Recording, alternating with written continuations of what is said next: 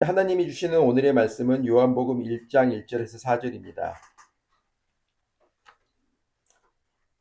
처음에 말씀이 계셨다. 그 말씀은 하나님과 함께 계셨다. 하나님이셨다. 그 말씀은. 그분은 처음에 하나님과 함께 계셨다. 모든 것이 그분을 통해 생겨났다. 생겨난 것 가운데 그분 없이 생겨난 것은 하나도 없었다. 그분 안에 생명이 있었다. 그 생명은 사람들의 빛이었다. 하나님 말씀입니다. 하나님 감사합니다. 하나님은 능력자십니다. 능력도 하나가 아니고 아주 많습니다. 그래서 전지전능하다 그러고 우리 오늘 신앙 고백한 것처럼 하나님은 전능자십니다. 전능자 하나님을 믿고 예배를 드리는 우리 모두에게 하나님의 능력이 임하기를 바랍니다.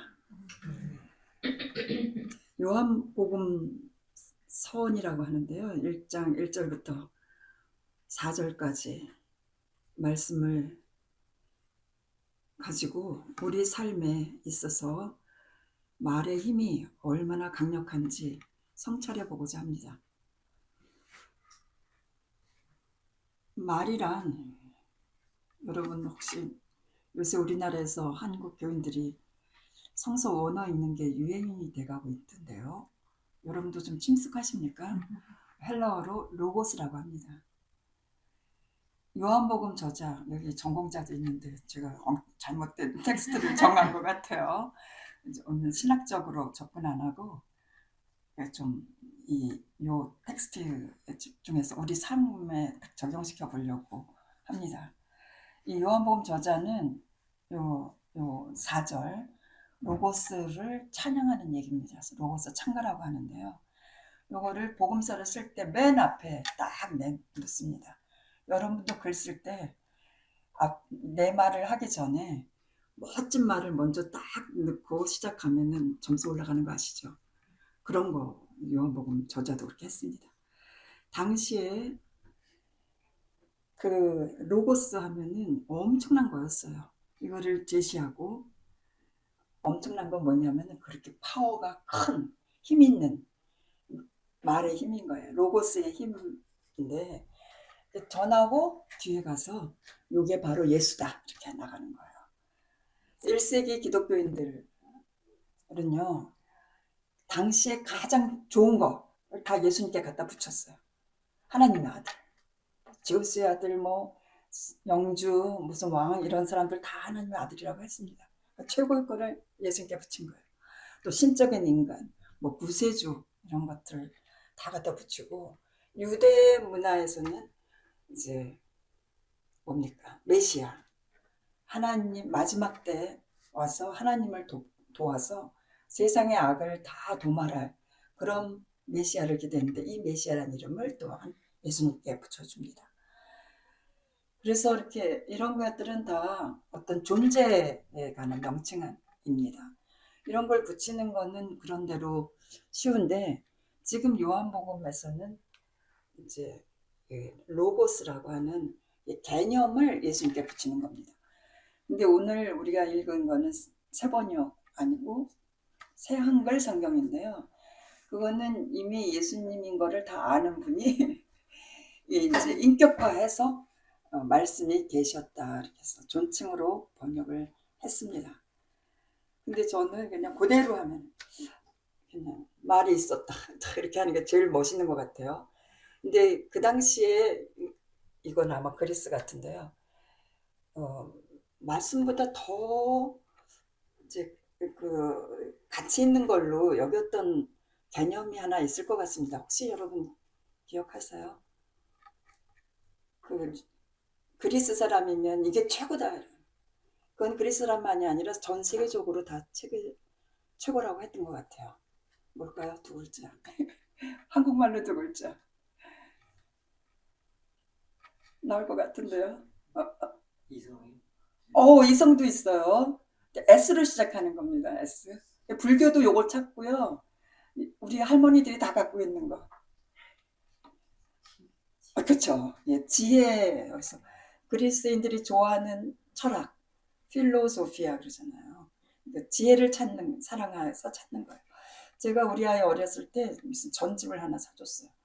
그게 세계의 신화 전집이었어요. 아니 훨씬 읽더라고요, 애긴데.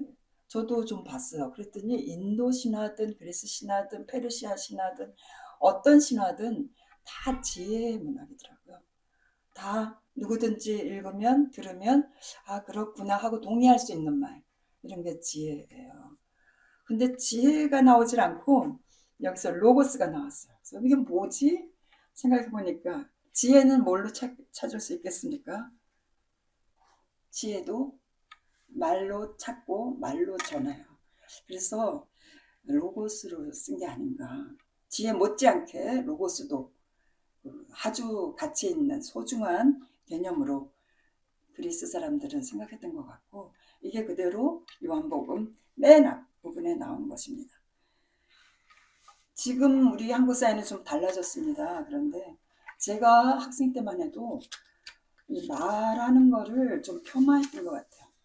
말만 번드르 잘하면 뭐하니? 뭘 해야지? 실천을 해야지. 행동을 해야지. 사랑한다고 말하기 전에 사랑하는 뭐 맛있는 걸 줘 라든가 이렇게 구체적인 행위를 더 우리는 좀 칭찬하는, 그래서 말보다 행동, 말보다 실천, 뭐 이런 것들을 가치 있게 여겼던 문화였습니다. 지금은 좀 달라진 것 같아요. 지금은 아무리 누구를 사랑해도 사랑한다고 말하지 않으면 모르죠. 말을 해야 아는 거예요. 그래서 말이 아주 중요합니다. 그 조선시대 그렇게 가르쳤기 때문에 점잖은 남자분들 말하면 채통 없어진다. 그래서 말을, 그리고 또 이런 것도 있어요. 웅변은 은이고 침묵은 금이다. 뭐 이런 말도 있었어요. 그래서 말하지 않는 거를 굉장히 이제 훌륭한 것으로 여기던 우리 문화였기 때문에 말하는 거를 좀 업신여기던 그런 게 있었습니다. 지금 좀 달라졌나요? 좀 달라지고 있는 것 같아요. 근데 그리스에서는 아주 옛날부터 말의 중요성을 아주 강조를 했습니다. 제가 생각해 봤어요. 왜 이 사람들은 이렇게 말을 중요시 여길까? 이거 틀리는지 모르는데 저의 추측이에요.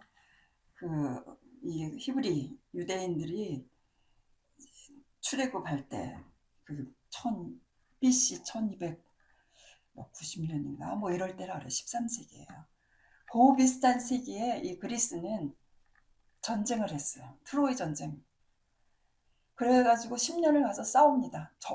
정복하러 가는 거예요. 그래서 이겼어요. 대단한 거죠. 프라이드를 가질 만해요. 그리고 그 이후에 또 페르시아가 막 쳐들어와요. 이거는 방어 전쟁. 걔네들도 다 물리쳐요. 그러면 야 우리는 정말 잘났다. 우리를 이길 누구는 없다. 우리는 무적의 뭐 그리스군이다 이럴 텐데 6세기쯤 되면요. 8세기에 이런 역사들이 문학으로 기록이 됩니다. 일리아스니 이런 게 다 전쟁 얘기예요. 그리고 이제 그 다음에 한 200년쯤 지나면 그 연구를 하기 위해서 그걸 뭐라지 희곡이 이렇게 나옵니다. 우리가 잘 아는 오이디푸스, 뭐 소포클레스님 많은 작가들이 나오고 해마다 극장에서 공연을 했어요. 그러더니 그 다음에는 철학의 시대예요. 소크라테스, 플라톤, 에스틀레스가 나와요. 그래서 정확한 언어들이 계속 언어가 발달하는 거예요. 그리고 이 그리스가 이제 그리스 문화가 히브리 사람들에게 영향 미친 거는 알렉산더 때 BC 4세기거든요. 그때 이 히브리 이 제사장 애들도 청년들 다 나와서 봤대요. 그리스 문화 중에 하나는 스포츠예요. 올림픽, 요새 동계올림픽 하고 있죠. 그래서 뭐 원판 던지는 거 쫙 하면 이 근육 움직이는 게 너무 멋있어가지고 달리면 또 이 다리 근육, 팔 근육 움직이는 게 너무 멋있어서 제사장 애들이 성전을 지키지 않고 나와서 뜨는 거를 봤대요. 그 정도로 그리스 문화가 히브리 사람들에게도 많이 주는 거예요. 그런데 히브리 교육에서는 언어 교육이 아주 중요하거든요. 그런데 얘네들은 성경 교육이라는 게 있잖아요. 그래서 남자들은 별로 안 배워도 귀족 가문의 여성들은 이 그리스 언어를 배우고 문화를 섭취했다고 합니다. 근데 그 언어 교육에서 제일 중요한 게 문법이에요. 문법이랑 우리는 아무것도 아니고 문법부터 하지 마라. 영어 할 때 무조건 말부터 이런 것도 나와요. 근데 이런 거 보세요. 아주 우스운 거지만 타동사예요. 목적어를 필요로 한 동사인데 목적어가 안 나온다든가. 나는 갑니다. 목적어가 필요 없는 동사에 뭐 목적어를 쓴다든지 이러면 무슨 말 하는지를 몰라요. 그래서 정확한 언어 구사력.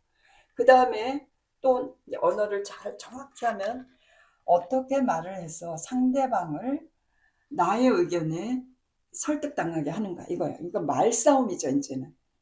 그래서 전쟁으로 칼 가지고 사람 죽이는 걸 싸워서 이겨보니까 우리가 굉장히 힘있고 잘났다 이것보다는 여러분 경험 있으세요 혹시? 내가 목표로 했던 것을 성취하고 났을 때 프라이드 못지않게 허무감이 오는 거예요. 이까지가 아무것도 아니에요. 저는 많았습니다 그게. 그래서 요 그리스인들을 그렇게 이해하는지 모르겠어요. 싸우고 다 이겨도 허무한 거예요. 그리고 그게 의미가 없다는 걸 알아요. 그리고 걔네들도 우리 못지않게 잘났다는 걸 알아요. 일리아스를 읽으면 느껴집니다. 우리 못지않게 잘난 거예요. 싸워봐야 알아요. 절대 앉아 팽팽하게 맞서야 저것도 나랑 비슷한 인간이구나. 이게 독일과 프랑스가 몇백 년 싸우고서는 이제 더 이상 안 싸우는 이유가 전애들도 우리랑 비슷한 놈들이구나 이렇게 느낀다는 거예요. 얘네들 그 트로이랑 싸우고서는 존중하는 걸 배웠어요. 전애들도 우리 못지않구나, 훌륭하구나, 저 장군. 그리고서는 이제는 칼로 싸우고 죽이고 할 게 아니라 말로 내 의견이 옳다면 저 사람이 승복할 것이다. 뭐 이런 거죠. 우리는 토론 문화가 안 돼 있어요. 그래서 어때요? 나와 의견이 다른 사람이 있으면 이제 설득하려고 안 하고 화를 버럭 내더라고요. 그게 우리가 말할 줄 모르기 때문에. 여러분 부부싸움 할 때도 남편이 가만히 있다가 버럭할 때 있으니까 부부싸움 하는 집도 없는 것 같네요. 바로 말을 못하기 때문에 나오는 거예요. 버럭하는 거. 조리 있게 말할 수 있으면은 버럭할 일이 없답니다. 그래서 얘네들이 언어 교육이 굉장히 중요하게 여기고 힘써왔던 것 같습니다. 그래서 오늘 저는 제목을 말의 힘이라고 붙여봤습니다. 예수님하게 연결시키기 전에 요 네 구절 딱 제가 헬라어로 읽어볼게요. 엔 아르케 엔 홀로고스, 카이 홀로고스 엔 프로스톤 테오스 엔 홀로고스. 사실 저 이거 다 외웠어요. 며칠 전에 고등학교 동창을 만났어요. 이제 나이가 들어가지고 이 머리가 이제 치매 걱정이 된다고 영시를 외운다는 거예요. 영문과 출신도 아닌데 영시를 막 외우더라고요. 난 하나도 못 외우는데 문장 하나도 못 외우겠더라고요. 어느 날부터 머리가 먹먹해지고 유명한 명언 한 문장도 못 외우겠어요. 가만히 듣다가 나도 있어. 나는 성경을 외우지. 이러면서 이걸 딱 해줬더니 기가 팍 죽더라고요. 친구 기죽이려고 한 건 아닌데 떠오르는 게 여기죠. 태초에 우리는 말씀이 있었다. 말이 있었다. 그 말은 이거예요. 프로스톤 테오는 하나님 앞에 하나님과 함께라고 했는데 바로 마주 보듯이 있는 거예요. 그렇게 있었고 테오스 앤 홀로고스. 요거는 아주 학자들이 좀 어려워하는 거예요. 왜냐? 비동사거든요. 앤이. 그러면 하나는 주어고 하나는 보어인데 뭐가 주어고 뭐가 보어냐 이거야. 보통은 앞에 있는 게 주어거든요. 근데 요 문장은 테오스 앤 홀로고스. 로고스 앞에는 관사가 있고 테오스 앞에는 관사가 없어요. 관사가 있는 걸 주어로 보거든요. 말씀이 하나님이었다 이렇게 번역을 했어요. 영어도 독일어도 한국어도. 그런데 이게 조금 어려워. 그래서 하나님은 사랑이시다. 요한 1서에 나옵니다. 아시죠? 근데 사랑은 하나님이다라는 말은 불가하다는 거예요. 이퀄이 되지 않는데 이것도 마찬가지. 하나님은 로고스라고 할 수 있지만 로고스가 하나님이라고 하는 건 좀 어려워서 요 테오스는 아마 보어로 쓰이고 테이오스라는 형용사가 있어요. 그거 대신해서 쓸 것이다. 왜? 온유를 맞추려고 그 앞에 이렇게 돼요. 엔 아르케 엔 홀로고스 카이 홀로고스. 여기 끝에 있는 말을 앞으로 당겨서 그 다음 문장을 쓴 거예요. 홀로고스 앤 프로스톤 테온. 그다음 맨 끝에 테오스가 있거든요. 테온. 요거를 앞에다 끌어다가 쓰려고 이렇게 맞춘 걸 보고 아마 요거는 형용사로 보는 것이 나을 것이다 이렇게 보고 있습니다. 네. 여러분 여기 딱 태초에 말씀이 있었다 이러면 딱 떠오르는 게 있지 않습니까? 뭐 있죠? 태초에. 그렇죠. 창세기 1장 1절. 태초에 거기는 이렇게 되어 있어요. 하나님이 하늘과 땅을 만드셨다. 거기 창세기는 행위 진술이라면 지금 요한복음은 이제 존재론적인 진술이라고 할 수가 있습니다. 연상이 되지만 조금 다르게 나오는 것 같아요.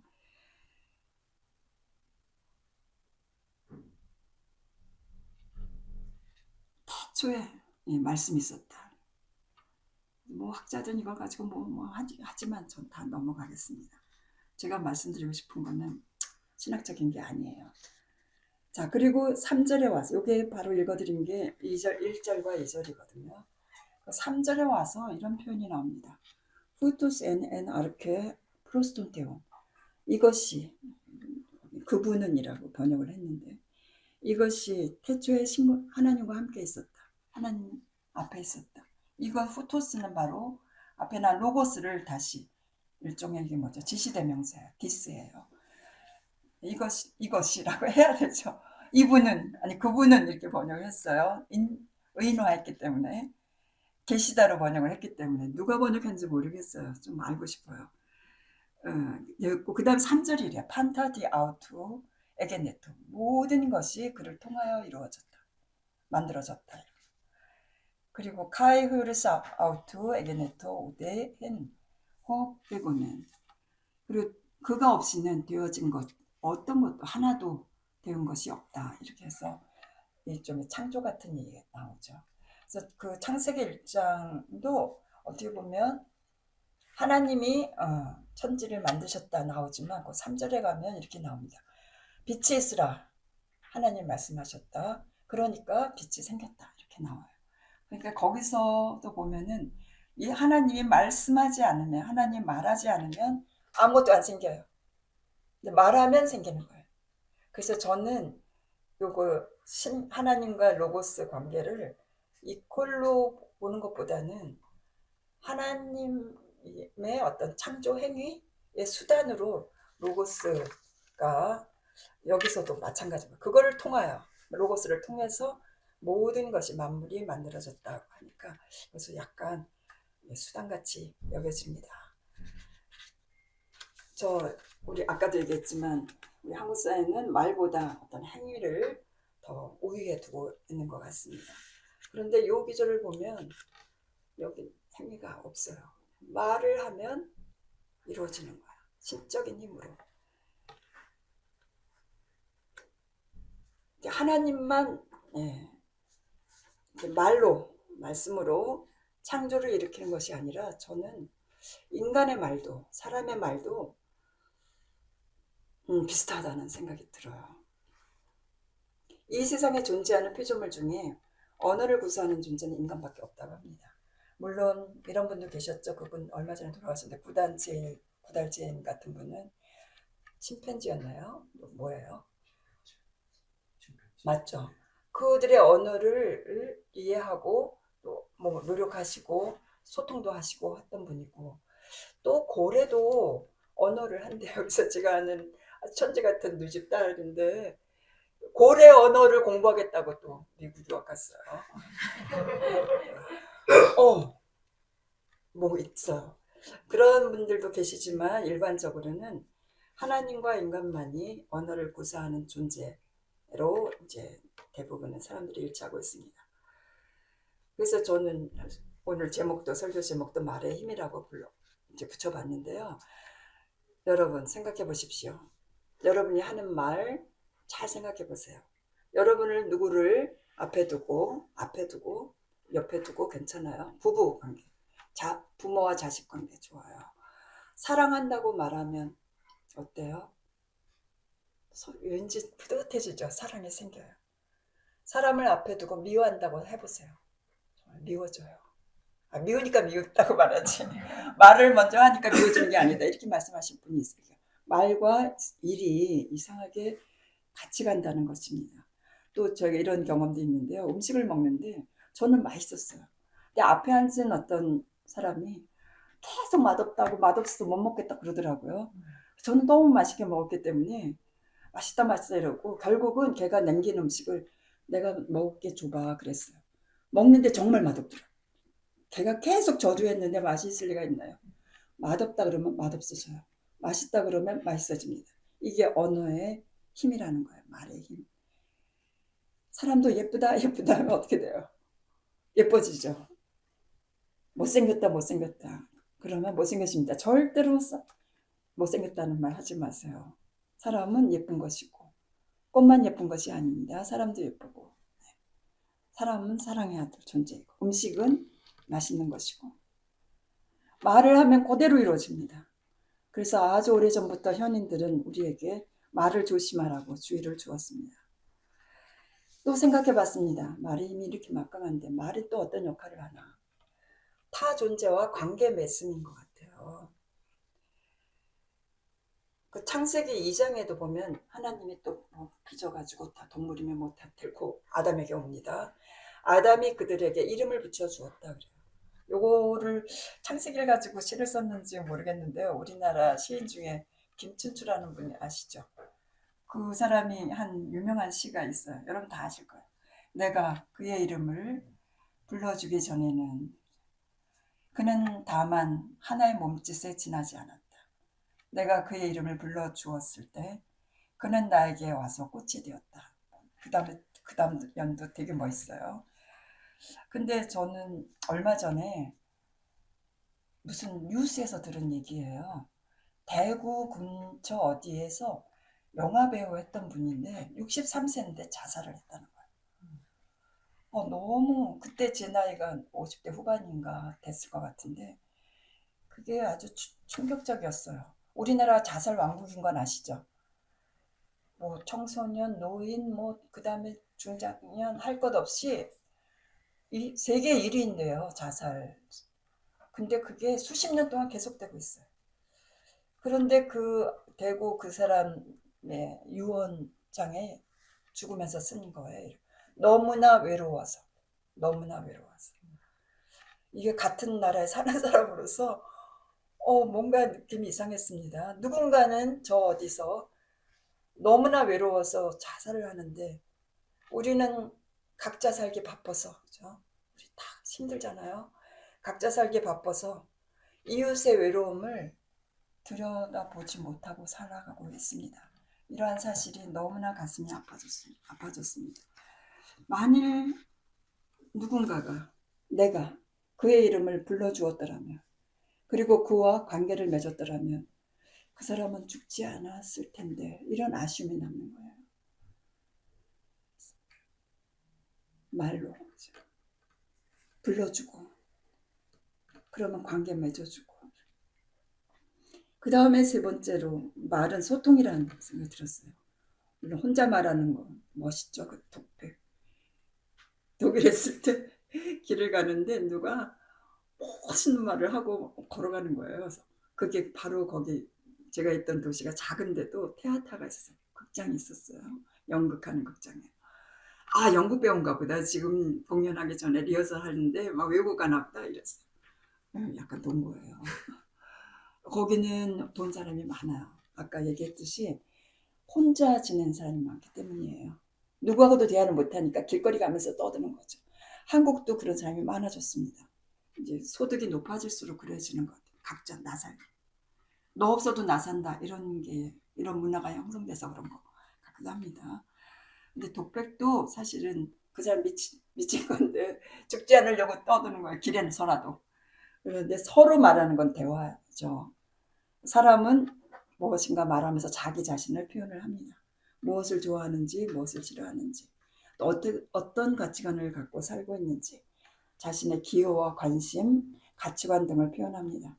말을 하지 않으면 내가 어떤 사람인지, 무엇을 좋아하는지 아무도 모릅니다. 무엇을 싫어하는지 꼭 말해야 돼요.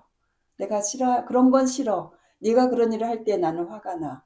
이렇게 말을 해야지 화를 내는 건 좋지 않다고 그래요. 분노 조절 장애, 여기는 아무도 안 계실 것 같은데, 분노 조절을 장애를 가지신 분들은 말을 할 줄 몰라서 그렇대요. 화가 나는 대로 그냥 터트리는 거죠. 그런데 요거를 방지하는 약은 이거래요. 네가 그럴 때마다 화가 나 라고 말해주는 거래요. 그럼 그 사람이 금방은 못 고쳐도 의식을 하면서 조금씩 고친다고 합니다. 그리고 나도 화가 내는 게 아니라 말을 했기 때문에 나의 화도 가라앉는데요. 말을 한다는 거 이렇게 의미가 있습니다. 하나님도 아브라함과 계약을 맺을 때 그냥 혼자 말없이 딱 하는 거 아니에요? 어땠습니까? 아브라함을 찾아가서 내가 너와 계약을 맺겠다. 나는 너의 하나님이 되고 너는 나의 백성이 되리라. 이렇게 얘기를 합니다. 자, 연애를 할 때도 그냥 무조건 저 사람 좋아 보이는데 하고 다가가지 마시고요. 반드시 말을 하세요. 너 참 멋있어 보이는데 너 좀 사귀고 싶다. 말을 하시고, 말을 싫다 그러면 관두시고, 거기서 아직 정이 들지는 않았잖아요. 말을 할 때는 관두고 이렇게 그래? 그러면 나도 사귀어볼 의사가 있다. 서로 합의하에 하는 게 참 좋습니다. 그리고 사귀다가도 헤어지려고 할 때도 일방적으로 저 사람이 왜 나를 끊었는지 알지 못해서 미치게 만들지 말고 사귀어 보니까 우리는 안 맞는 것 같아 라고 합의하에 헤어지는 게 좋습니다. 이게 다 대화라고 하는 거예요. 또 우리도 그렇죠. 하나님께 여러분 기도 열심히 하시죠? 기도도 하나님과 하는 대화라고 할 수 있어요. 하나님 우리를 불쌍히 여기소서. 간구라고 하는 대화죠. 우리가 찬양하거나 간구하는 일 다 기도입니다. 찬양도 기도도 다 말로 하는 것입니다. 그리고 그것으로써 하나님과 우리 사이에 소통이 이루어지는 것입니다. 어떤 사람은 부부싸움 한 다음에 한 달 동안 말을 안 한대요. 이게 가장 잔인한 방법이에요. 당신이 이러는 게 화가 나. 이렇게 빨리 말하고 화해를 해야죠. 한 달 동안 말 안 하면 상대방 어떻겠어요? 너는 말라 죽어라. 그거 정말 잔인한 짓인데 혹시 그런 성향 있으신 분은 반드시 고치시기 바랍니다. 네. 그리고 안타까운 건 부부 사이도 그렇지만 부모와 자식 간에 이것도 소통이 아주 어려워졌더라고. 우리 너무나 빠른 속도로 우리 사회가 변하니까 아까도 말씀하신 요새 젊은 것들 노인들 아무것도 몰라. 그러면서 이제 거리를 두고 약 보고 이런 게 있습니다. 근데 이것도 정말 잘 말로 잘 해서 그 아이를 선생님 삼아서 이거 어떻게 하니? 네 앞에서 뭐 해봐라. 뭐 이렇게 하면서 이야기를 풀어나가면 단절된 소통이 조금 나아지지 않을까 이런 생각을 합니다. 제가 해봤거든요. 어떤 아이가 6학년이에요. 잘하는 게 뭔지 하나도 모르겠어요. 그런데 태권도를 배웠다고 그러더라고요. 그래서 네가 오늘 1시간 동안 우리 오늘 특별활동 시간에 태권도 선생님이 돼서 우리를 가르쳐라. 우리 열심히 배우겠다. 그랬어요. 얘가 열심히 아세요? 하나 걔한테 배웠어요. 그냥 치는 것도 아니라 돌려차는 거야. 팔도. 그리고 열심히 따라했더니 감동하더라고요. 제가 괜히 그래 봤어요. 이게 소통이 그 다음에 너무 잘 되는 거예요. 그런 경험도 해봤습니다. 다 아픈 다음에 일어난 일이에요. 근데 노니까 자꾸 뭐 이거 해라 저거 해라 이러더라고요. 힘든데 사실. 네, 소통 아주 중요한 일입니다. 그 마지막으로 4절 말씀이 이런 게 있어요. And out of joy and 아주 중요한 개념이 나와요. 생명. 그 안에 생명이 있었다.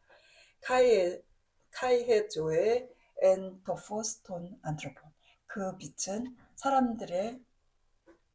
그 생명은 사람들의 빛이었다. 저 이거 기가 막힙니다. 이 문장이. 자, 여기 다시 3인칭 대명사가 쓰이고 있는데요. 로고스 대신 쓰인 거예요. 로고스 안에 생명이 있다고 하는 거예요. 자, 이건 뭡니까? 말 한마디 잘해서 누구를 살린다고 해보세요. 말 한마디로 사람을 죽이고 살리기도 합니다. 죽이기도 하고 살리기도 합니다. 부모도 자기도 모르는 사이에 자녀를 죽이기도 해요. 그거 요즘에 많이 얘기되고 있는데요. 뭐라 그러더라? 가스라이팅이라는 표현이 나왔어요. 뭐냐? 엄마 나 이거 뭐 하고 싶어. 아빠 나 이거 할래. 그러면 해봐라. 이런 거는 좋은 거예요. 그럼 걔 신나서 뭘 할 거예요. 그런데 우리 엄마들이 하던 많은 말들이 있어요. 네가 할 줄 아는 뭘 한다고. 제발 가만히 있어. 사고 치지 말고. 이런 거. 애를 죽이는 말이에요. 애를 마주 무시하고. 그러면 걔가 어떻게 돼서 생명력을 다 잃어버리고 캄캄하니 가서 나는 아무것도 못해. 뭐 이런 거. 예요. 말 한마디. 예, 너 뭐든지 잘할 거야. 해봐. 그리고 이런 경험도 있네요. 제가 5, 6년 전인데 벌써 이제 대장암 진단을 받고 수술을 받게 됐어요. 아주 급한 거였어요. 당장 안 하면 터져서 더 거의 죽을 수도 있다는 수준이었어요. 근데 제 아이가 군대 가 있었어요. 근데 군대 간 아이한테 이런 소식을 알릴 필요가 있을까? 좀 고민이 되더라고요. 여러분 어떻게 하시겠어요? 근데 안 알리고 얘가 돌아와서 뭐 삼촌도 알고 다 아는데 자기만 몰랐다. 이래도 쇼크가 될 것 같아서 제가 전화했어요. 내가 이러저러해서 내일 수술 받는단다. 기도해 주라. 뭐 이런 식으로 했어. 얘도 쇼크 받았는지 아무 말 못하고 그 쇼크 받은 그 느낌이 전화기를 통해서 왔어요. 근데 내가 말을 안 하는 것보다 한 게 잘했지 뭐 이런 정도로 했어요. 네 잘하셨어요. 근데 전화를 끊을 때 걔가 뭐라 하는 줄 아세요? 그게 지금도 기억이 남고 아주 좋은 말이었던 것 같아요. 걔도 굉장히 놀랐을 텐데 아이고 어떻게 이런 말이 아니라 다 잘 될 거예요 이러더라고요. 그러니까 저도 그럴 거야. 지금까지 잘 되고 있는 거죠. 제가 아직 살아있는 거 보면 네, 말 한마디로 생명을 주는 여러분 앞으로 힘들어지겠습니까? 말할 때마다 생각을 해? 이거는 생명을 주는 거야? 죽음을 주는 거야? 네. 근데 그 누군가 대화를 할 때 상대방에게 기를 살려주는 말, 위로해주는 말, 함께 해줄 따뜻한 말, 이런 것들은 다 생명을 준다고 생각합니다. 또 시 하나가 가져왔는데요. 이수녀님이 있어요. 그분도 시를 많이 쓰는데 나를 키우는 말이라는 제목으로 시를 하나 썼더라고요. 행복하다고 말하는 동안은 나도 정말 행복해서 마음에 맑은 샘이 흐르고 고맙다고 말하는 동안은 고마운 마음이 새로이 솟아올라 내 마음도 더욱 순해지고 아름답다고 말하는 동안은 나도 잠시 아름다운 사람이 되어 마음 한 자락이 환해지고 좋은 말이 나를 키우는 걸 나는 말하면서 다시 알지. 최근에 제가 아는 지인의 아내도 제가 잘 아는 분입니다. 무슨 암을 발견했어요. 근데 위암인가 했더니 위보다 좀 아래쪽 어디지? 12지장 암이래요. 별별 군데 다 들어가요, 암이. 근데 이분은 저랑 반대야. 저는 당장 수술부터 했었거든요. 근데 이분은 이 12지장과 그 주변에까지 다 퍼져서 건드릴 수가 없대. 그래서 이제 암을 좀 축소시켜서 수술할 수 있는 단계까지 항암을 하고 그 다음에 수술하려고 한다 그러는 거예요. 근데 항암도 너무너무 얼마나 힘든지 이게 다 천공이 일어날 정도로 그래서 이제 혈변이 막 나오고 이런 아주 심각해요. 그 남편이 저한테 자꾸 소식을 전해줘요. 제가 이제 선배니까 이거 보통 심각한 일 아닌 것 같아요. 이거 버텨낼 수 있을까? 사실 너무 걱정이 될 정도거든요. 근데 제가 그래도 저도 받은 게 있기 때문에 그 제 남편이 목사예요. 얘기했어요. 목사님 이런 얘기를 본인을 위해서도 아내를 위해서도 계속 해주세요. 우리 아들이 해준 말 다 잘 될 거예요. 힘드니까 괴로울 거 아니에요. 편안해지실 거예요. 그 말을 하면 그대로 역사가 일어나니까 이런 말들을 끊임없이 해주세요. 그랬어요. 여러분 이 소중한 말씀을 우리 삶에 적용시켜 봅시다. 말이 없으면 아무 일도 일어나지 않습니다. 말은 창조의 힘입니다. 무엇인가를 만들어냅니다. 사랑한다고 말하면 사랑이 생기고 고맙다고 말하면 고마운 마음이 일어납니다. 반대도 있죠. 미워한다 그러면 미움이 생기는 것처럼. 말하는 그대로 역사가 이루어지는 것입니다. 그렇기 때문에 우리 하나님을 믿고 성경을 우리 삶의 뭐랄까요? 규범, 교재로 택하신 여러분들은 되도록 좋은 말을 할 필요가 있습니다. 나의 말을 듣고 시리에 빠졌던 사람이 생기를 얻는다거나 자살을 하려고 했던 사람이 좀 더 생각해 볼게요. 이러고 가면 자살 안 한답니다. 이럴 때 얼마나 기쁩니까? 또 우리가 사는 게, 또 말을 한다는 게 얼마나 보람이 되겠습니까? 이제 민족의 명절 설이 내일 모레로 다가왔죠. 가족 친지들이 모이는 자리입니다. 거기서 좋은 말만 하려고 한번 결심을 해봅시다. 사랑하고 격려하고 용기를 주는 말, 그런 것만 하겠다. 모이면 힘들어서 또 짜증나는 말도 나오고 그러잖아요. 그리고 가장 친한 사람한테 가장 우리가 험하게 군대요. 근데 가장 친한 사람에게 가장 좋은 말. 그러면 가정의 분위기가 생기가 넘칠 것입니다. 그런 가정들이 많아지면 우리 사회도 질투와 경쟁, 미움, 차별, 혐오 이런 것들은 사라지고 사랑과 존중 그런 것으로 살아있음이 얼마나 감사하고 기쁜지 따스한 사회가 될 것입니다. 네, 기도하겠습니다. 사랑과 능력의 하나님, 말씀으로 세상 만물을 만드신 창조주 하나님, 하나님께서 주신 언어 능력을 수여받아 우리도 말을 할 수 있게 하심을 감사하나이다. 말을 하면 그대로 이루어지니 우리가 입을 열어 말을 할 때 하나님을 생각하게 하시고 우리 자신과 우리와 함께하는 사람들에게 생명을 줄 수 있는 고귀한 말을 하게 하옵소서. 말을 통해 하나님께 한 걸음 더 가까이 나아갈 수 있게 하옵소서. 우리 주 예수 그리스도의 이름으로 기도드립니다. 아멘.